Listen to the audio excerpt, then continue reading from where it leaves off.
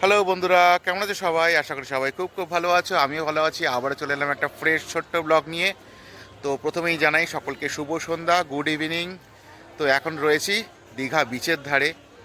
তো লোকজন যে খুব আছে তা না, মোটামুটি লোকজন। প্রতি বছর দীঘাতে আমরা আসি। অন্তত বিয়ের পরে 4 বছর বিয়ে হয়েছে, তো এই নিয়ে 3বার এলাম।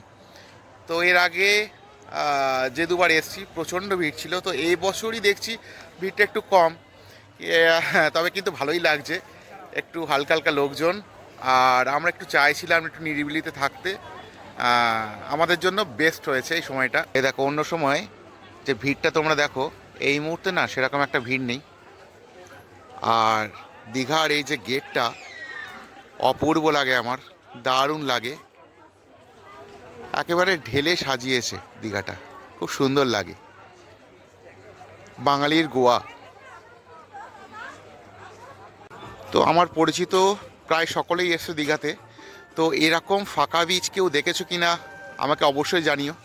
আমি কিন্তু দেখিনি, এটা কিন্তু আমার কাছে একদমই নতুনত্ব। আর আমার একটা ব্যাপার আছে না, আমি ছোটোবেলা থেকে একটু ফাঁকা ফাঁকা জায়গা পছন্দ করি। এই নিয়ে আমার বন্ধুবান্ধবের সাথে আমার কোথাও বেরোনো হয় না সেরকমভাবে।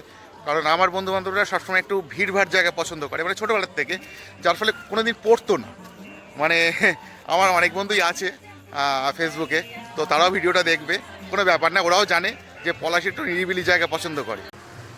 তো রাতের বেলা সমুদ্রটা বেশ ভালোই লাগছে। আর ওই যে মিট মিট মিট মিট করে আলো দেখা যাচ্ছে দূরে, ওগুলো কিন্তু ট্রলার।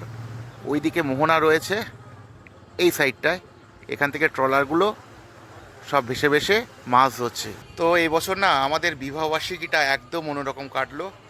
তো বেশ ভালোই লাগছে। একটু অন্যরকম, একটু একাকী দুজনে,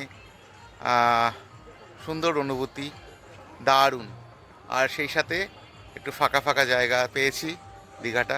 তো আসার সময় ভেবেছিলাম যে দীঘা তো ভিড় হবেই, কিন্তু ফাঁকা ফাঁকা জায়গায় কোথায় বা যাবো ঠিক করে উঠতে পারিনি।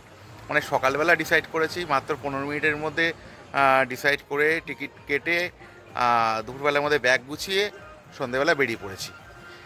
তো যেটা ভাবছিলাম সেটাই মিলেছে। তো ফাঁকা বিচের ধারে একটু হাঁটাচলা করছি, আর একটু পরে রুমে ঢুকে যাব। তো খাওয়া দাওয়ার কিছু কিনে নিয়ে যাব। সকালবেলা মাছ রান্না করেছিলাম, তো সেই মাছও রয়েছে, কারণ 1 কিলো মাছ দুজনে খেয়ে উঠতে পারিনি। তো সেই মাছটাও রয়েছে।